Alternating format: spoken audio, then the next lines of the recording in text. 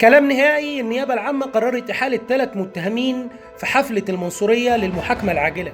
الرأي العام المصري كله كان بيتكلم خلال الفترة اللي فاتت عن حفلة المنصورية واللي حصل فيها، وناس كتيرة تداولت أخبار عن عملية قتل في حفلة المنصورية وشرب مخدرات وخمور وحاجات من هذا القبيل. النيابة العامة كشفت إن حصل مشاجرة داخل حفلة المنصورية بين المترددين على الحفل وعدد من الأهالي، وبعد كده الأهالي تعدوا على المترددين على الحفل باستخدام أسلحة بيضاء وأتلفوا عدد من السيارات.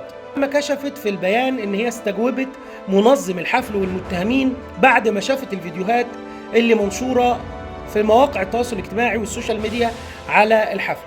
وظهر في الفيديو اللي النيابة العامة نظرته 3 أشخاص ادعوا كذبا إن في عملية قتل حصلت في حفلة المنصورية وعملية اختطاف وهتك عرض. استدعت ال3 متهمين وبدأت تستجوبهم، لكن المتهمين أنكروا معرفتهم بالواقعة وقالوا إن إحنا كنا سامعين إن في حالة قتل وعملية اغتصاب وقررنا ننشر الفيديوهات دي، لكن إحنا ما نعرفش الكلام ده صحيح ولا لأ.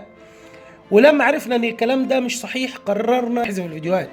النيابه العامه قررت احاله المتهمين للمحاكمه الجنائيه العاجله.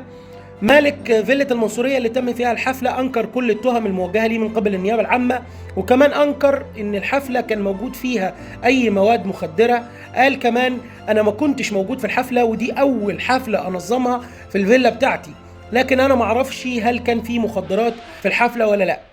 التحقيقات كشفت إن الرقصات اللي كانوا موجودين في حفلة المنصورية ما كانوش يحملوا أي ترخيص.